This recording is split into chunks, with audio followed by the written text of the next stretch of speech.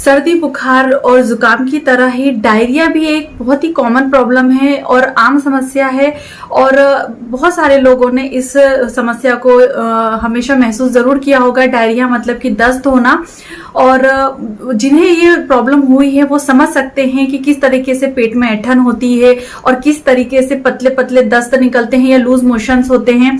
तो आज की इस वीडियो में हम इसी बारे में बात करने वाले हैं और उसकी बहुत ही अच्छी जर्मन की होम्योपैथी ड्रॉप के बारे में बात करने वाले हैं, जो कि गर्मी के मौसम में और बरसात के मौसम में दस्त जो है या डायरिया का प्रकोप बहुत ज्यादा बढ़ जाता है और बहुत कॉमन प्रॉब्लम होती है और बहुत आम समस्या होती है, लेकिन तकलीफ बहुत ज्यादा होती है। इसमें आपके बॉडी के इलेक्ट्रोलाइट्स बहुत कम होते हैं, नमक बहुत ज्यादा कम हो जाता है, आपके अंदर की शर्करा जो होती है वो भी कम होती है। ओवरऑल अगर आप इस बात का ध्यान नहीं देते हो, लंबे समय तक अगर डायरिया बना रहता है तो फिर इसका आपको बहुत ज्यादा खतरा होता है और कभी कभी जान पर भी बन आती है, जान का खतरा भी होता है, क्योंकि हमारी बॉडी के जो इलेक्ट्रोलाइट्स हैं वो डिसबैलेंस हो जाते हैं। इस वजह से ध्यान देना जरूरी होता है, स्पेशली बच्चों में, क्योंकि बच्चे डायरिया तो होता है उन्हें, पर वो इस कदर खेलने कूदने में व्यस्त होते हैं कि वो अपनी सीरियसनेस को नहीं समझ पाते हैं। तो बच्चों में बहुत ज्यादा ध्यान देने की जरूरत होती है। बच्चों में भी डायरिया बहुत कॉमन प्रॉब्लम होती है और गंदगी जो है इसका अहम कारण होती है।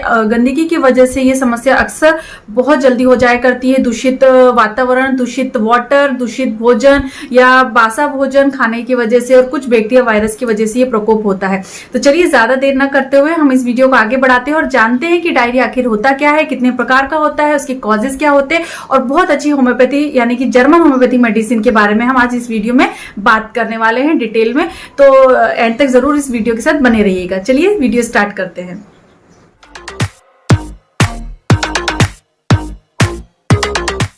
सबसे पहले हम जान लेते हैं कि आखिर डायरिया क्या होता है। तो डायरिया को हम दस्त के नाम से भी जानते हैं और ये लूज मोशन भी कहलाता है। इसमें बहुत ज्यादा पतले पतले जो है आपको लूज मोशंस हो सकते हैं, या फिर जो आपकी स्टूल होती है बहुत ही ज्यादा पानी की तरह होती है, साथ में आपको उल्टियां भी हो सकती है। तो ये होता है डायरिया। टाइप्स की बात करें तो ये 3 टाइप्स का होता है: acute watery diarrhoea, acute bloody diarrhoea and persistent diarrhoea.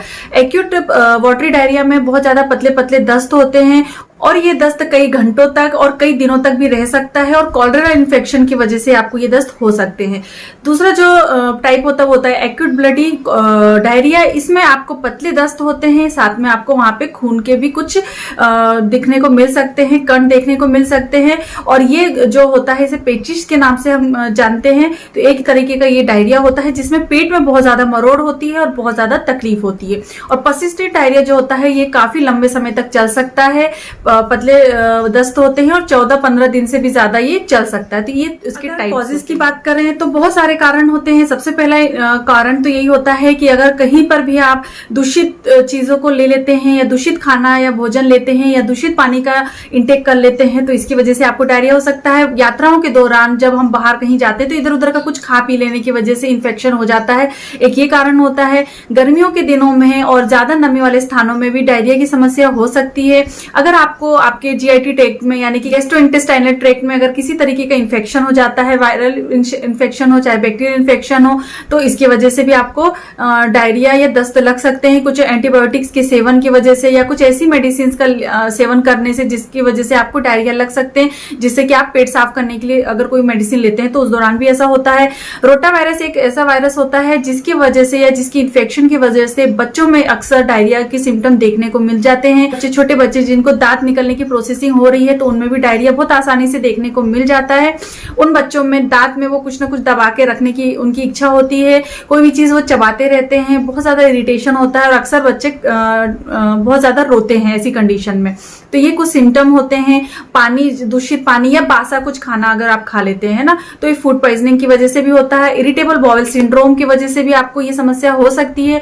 Irritable bowel syndrome में भी आप ये मेडिसिन का इस्तेमाल कर सकते हैं। इसमें ऐसा होता है कि जब अगर आपने कुछ खाया तो तुरंत बाद आपको ऐसा लगता है कि आपको आपका पेट साफ करना है। कभी भी आप कुछ खाते हैं तो आपको बार बार पेट साफ करने के लिए जाना पड़ सकता है और थोड़ा सा भी कुछ खाते हैं तो आपको कभी लूज मोशन हो जाते हैं या कभी कॉन्स्टिपेशन भी हो जाते हैं। तो ये बहुत आम समस्या होती है इरिटेबल बाउल सिंड्रोम। तो एक ये कॉज भी होता है और इसमें भी ये मेडिसिन का उपयोग किया जा सकता है। कच्चा अगर पका हुआ मीट अगर आप खा लेते हैं या नॉनवेज अगर खा लेते हैं तो इस वजह से भी आपको डायरिया या दस्त की समस्या, डायरिया या दस्त होने का मेन कॉज ये होता है जब कभी हमारा जो बाउल सिंड्रोम है, जो हमारे गैस्ट्रो इंटेस्टाइनल ट्रैक्ट है, अगर वहां पे पेरिस्टाल्टिक मूवमेंट अगर बहुत ज्यादा होने लगते हैं किसी भी वजह से, जैसे अगर कोई इन्फेक्शन हुआ या कुछ आपने कुछ गलत सलत खा लिया, तो हमारी बॉडी खुद समझने लगती है कि कुछ ऐसा हमारी बॉडी में आ गया है जिससे तुरंत से तुरंत निकालना है। इस वजह से वो पेरिस्टाल्टिक जो मूवमेंट्स होते हैं वो बहुत जल्दी जल्दी बढ़ने लगते हैं और उसके साथ में हमारा खाना जो भी हमने खाया हुआ होता है साथ ही साथ वाटर भी निकलने लगता है। तो ये एक हमारी बॉडी की एक प्रतिरक्षण प्रणाली होती है जिसकी वजह से हमें दस्त हो जाते हैं। तो ये एक कारण होता है। तो ये सारे कारण होते हैं जिसकी वजह से आपको डायरिया हो सकता है। लक्षणों की बात करें तो पेट में दर्द होना, पेट में मरोड़ होना, सूजन का होना, पेट के आसपास के एरिया में बहुत ज्यादा तकलीफ होना, वीकनेस होना, सिर में दर्द लगातार बने रहना, डिहाइड्रेशन की समस्या होना, भूख नहीं लगना, कभी कभी फीवर या उल्टी का भी होना। तो डायरिया के दौरान तो ये होता है। साथ में जो कॉमन सिम्टम है पतले पतले लूज मोशन होना या फिर दस्त निकलना, तो ये बहुत ज्यादा कॉमन होते हैं। इस दौरान क्या होता है, हमारे बॉडी के बहुत सारे इलेक्ट्रोलाइट्स जो होते हैं वो बाहर निकल जाते हैं। तो तुरंत से तुरंत इलाज कराना जरूरी होता है। घर पर ही अगर आप हैं तो ORS घोल बनाकर या फिर नमक शक्कर का थोड़ा सा पानी में मिक्स करके आप लगातार ले सकते हैं। ये बहुत जरूरी होता है। हाइड्रेट रखना बहुत ज्यादा जरूरी होता है, अदरवाइज आपको बहुत ज्यादा कॉम्प्लिकेशंस हो सकते हैं।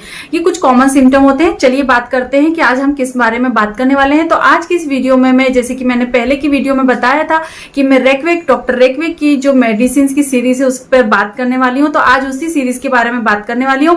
1 नंबर के बारे में मैंने कल ही वीडियो अपलोड की है, आप वो जाके चेक कर सकते हैं। और 2 और 3 मैंने बहुत पहले भी डाल चुकी हूँ, वो भी आप चेक कर सकते हैं। आज बात करने वाले हम R नंबर 4 की, यानी कि डॉक्टर रेकवेक की नंबर 4, जो कि एक डायरिया ड्रॉप होता है। बहुत अच्छे इसके रिजल्ट होते हैं। इरिटेबल बाउल सिंड्रोम में आप इसका इस्तेमाल कर सकते हैं, लूज मोशन में आप इस्तेमाल कर सकते हैं, अगर बहुत ज्यादा डायरिया हो रहा है तब आप इसका इस्तेमाल कर सकते हैं, साथ में उल्टी हो रही है तब भी इस्तेमाल कर सकते हैं। बच्चे भी इसका इस्तेमाल कर सकते हैं। गर्मियों के मौसम में और बरसात के मौसम में ये ड्रॉप आपके घर में होना चाहिए। बहुत अच्छे इसके इंडिकेशंस होते हैं। अब इस मेडिसिन के बारे में हम थोड़ी सी चर्चा करेंगे। रेकवेक की R4 नंबर की जो मेडिसिन है या जो ड्रॉप है, ये आपको दस्त के साथ साथ पेशिस में भी बहुत ज्यादा उपयोगी होती है, बहुत ज्यादा लाभदायक होती है। जब कभी आपको बहुत ज्यादा दस्त है, दस्त में अगर ब्लड है, अगर बहुत ज्यादा उल्टी हो रही है, तो बहुत ज्यादा उपयोगी मेडिसिन होती है। साथ ही साथ नए और पुराने दस्त जिन्हें होते हैं, जो बहुत लंबे समय से दस्त जिनको बने हुए हैं, उनमें भी वर्क करती है। पेट में मरोड़ होना, पेट में सूजन होना, मरोड़ लगकर दस्त का निकलना, इरिटेबल बाउल सिंड्रोम में भी ये काफी इफेक्टिव होती है। तो इस मेडिसिन का आप उपयोग कर सकते हैं। कभी कभी टाइफाइड जिन रोगियों को होता है उनमें भी कभी कभी दस्त की समस्या हो जाती है, बार बार वो पेट साफ करने के लिए जाते हैं। तो ऐसे पेशेंट में भी R जो है 4 काफी इंडिकेटेड होम्योपैथी ड्रॉप है, जो कि एक जर्मन ड्रॉप है। बात कर लेते हैं कि इसके कंटेंट क्या क्या मिले हुए हैं और उनका क्या क्या। होम्योपैथी मेडिसिन मिली है एसिड फॉस्फोरिकम। अगर पेशेंट में एक्यूट या फिर क्रोनिक डायरिया हो, काफी लंबे समय से चल रहा हो या तुरंत होने वाले डायरिया में उपयोगी होती है। टाइफाइड के मरीजों में अगर डायरिया की समस्या होती है तो उनमें भी काफी उपयोगी होती है। साथ ही साथ पेट में मरोड़ हो या सूजन हो, उसमें भी काफी उपयोगी होती है। और एसिड फॉस जो है डायरिया के बाद में होने वाली वीकनेस को भी कम करने में मदद करती है और अच्छी नींद में सहायक होती है। तो ये मेडिसिन इसमें मिली हुई है। दूसरी मेडिसिन जो इसमें मिली हुई है वो है बेप्टिशिया। तो ये मेडिसिन जो है, अगर आपको सिर दर्द है, बुखार है, उसके साथ में उल्टी और दस्त है, तो काफी अच्छे इसके रिजल्ट होते हैं। डायरिया में बहुत अच्छे इस तरीके से ये आपको ठीक करने का काम। मेडिसिन है कैमोमिला। अगर आपको ठंड लगकर दस्त हो रहे हैं, थोड़ा सा अगर आपको हल्का फुल्का बुखार भी है, साथ में आपको जो दस्त है वो हरे या पीले रंग के हो रहे हैं, स्पेशली बच्चों में होने वाले दस्त में कैमोमिला का बहुत अच्छा रोल होता है। काफी असरदायक होम्योपैथी मेडिसिन होती है। साथ में कहीं सूजन और मरोड़ हो तो उसे भी ठीक करने का काम करती है। तो ये मेडिसिन जो होम्योपैथी मेडिसिन मिली हुई है वो है चिनिनम आर्सेनिकोसम। ये मेडिसिन अगर बैक्टीरियल इन्फेक्शन की वजह से आपको दस्त लग गए हैं, जिसकी वजह से आपको बुखार है, बहुत ज्यादा तकलीफ है, पतले दस्त हो रहे हैं, सिर में दर्द बना हुआ है और बहुत ज्यादा वीकनेस और सुस्ती बनी हुई है, तो ये मेडिसिन बहुत अच्छा काम करती है, जो जो कि इस मेडिसिन में मिली हुई है। और अगली जो होम्योपैथी मेडिसिन है वो है कोलोसिंथ। कोलोसिंथ ऐसी पेशेंट को दी जाती है जिनमें बहुत ज्यादा पेट में मरोड़ होती है, बहुत ज्यादा पेट में दर्द होता है। फॉरवर्ड बेंडिंग करने से उन्हें आराम मिलता है, जैसे कि कभी वो उकड़ होकर अगर पेशेंट बैठा है, पूरे लेग्स को और हैंड्स को ऐसे दबाकर पेट की तरफ दबाकर अगर वो बैठता है या लेटता है तो ऐसे पेशेंट में ये काफी असरदायक होती है। प्रेशर से उन्हें रिलीफ मिलता है। और बहुत ज्यादा मरोड़ होती है, पेट में दर्द हो रहा है, साथ में पतले दस्त भी हैं, तो कोलोसिंथ मेडिसिन काफी इफेक्टिव होती है। बच्चों में भी अगर पेट में बहुत ज्यादा दर्द हो तो ये मेडिसिन का इस्तेमाल किया जाता है। अगली होम्योपैथी जो मेडिसिन है वो है मर्कौर। अगर आपको बहुत ज्यादा पेचिश हो रही है, ब्लड आ रहा है आपके पतले दस्त के साथ में, तो ये काफी लाभदायक होम्योपैथी मेडिसिन है। और फेरम फॉस भी इसमें मिली हुई है। अगर आप बहुत ज्यादा सुस्त पड़ गए हैं, बहुत ज्यादा वीकनेस है, बहुत ज्यादा पतले और पनीले दस्त अगर आपको आ रहे हैं, उसकी वजह से काफी ज्यादा कमजोरी हो गई है, तो ये मेडिसिन काफी अच्छे इसके रिजल्ट होते हैं और काफी अच्छे से आपको मदद करती है इन सब सिम्टम्स से दूर होने में।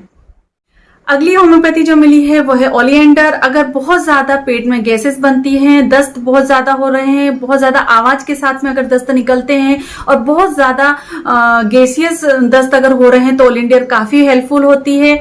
और अगली होम्योपैथी मेडिसिन है रक्सटॉज। अगर कहीं से भी भीग कर आते हैं या बरसात के मौसम में अक्सर ऐसा होता है कि पतले पतले दस्त लग जाते हैं या डायरिया हो जाता है, तो बरसात के सीजन में या रेनी सीजन में काफी हेल्पफुल होती है डायरिया होने के दौरान। तो ये दोनों ही मेडिसिन इसमें मिली हुई है। और आखिरी जो होम्योपैथी मेडिसिन इसमें मिली हुई है वो है वेरेटम एल्बम।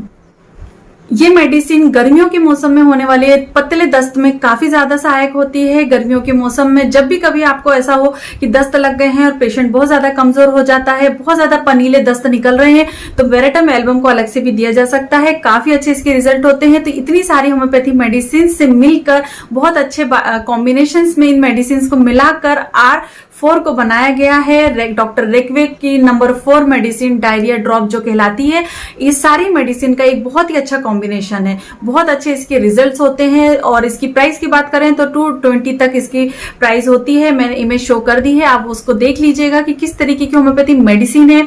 बात करें इसके यूजेस की, डोजेस की, कि इसे किस तरीके से लेना है, तो अगर आपको अभी अगर दस्त लग रहे हैं, जैसे मान लीजिए कि अगर आपको आज दस्त लग गए हैं, तो हर आधे घंटे में आपको 10 से 15 बूंद आपको लेनी है। ये एडल्ट डोज बता रही हूं मैं, बड़े 10 से 15 बूंद आपको लेनी है। थोड़े से पानी में 1/4 वाटर लेना है और उसमें 15 से 20 बूंद आपको मिलानी है। और हर आधे घंटे में आपको इस मेडिसिन का उपयोग करना है। और जैसे आपको लगे कि इंप्रूवमेंट हो रहा है, अब दस्त नहीं लग रहे हैं, तो आप हर 2 घंटे में इस मेडिसिन को दोहरा सकते हैं। और अगले दिन के बाद से आप जैसे आपको आराम लग जाता है, अगर 2 दिन तक आप इस मेडिसिन को हर आधे घंटे में या फिर 2 घंटे में लीजिए। और अगर आपको लगे कि आराम लग गया है तो आप नेक्स्ट डे से इस मेडिसिन के इस्तेमाल दिन में 3 बार कर सकते हैं। 10 से 15 बूंद आपको दिन में 3 बार लेना है आराम लगने पर। और कम से कम आपको 5 से 6 दिन तक इस मेडिसिन का उपयोग करना है। पूरी तरह से आप दस्त फ्री हो जाएंगे, डायरिया फ्री हो जाएंगे। बात करें बच्चों की, तो बच्चों को आपको इसका जस्ट हाफ डोज करके देना है, यानी कि 5 से 10 बूंद थोड़े से पानी में, 1 चम्मच पानी में मिला देनी है। अगर बहुत ज्यादा कंटिन्यूस फ्रीक्वेंसी में डायरिया हो रहा है तो बच्चे को हर आधे घंटे में आपको ये डोज देना है।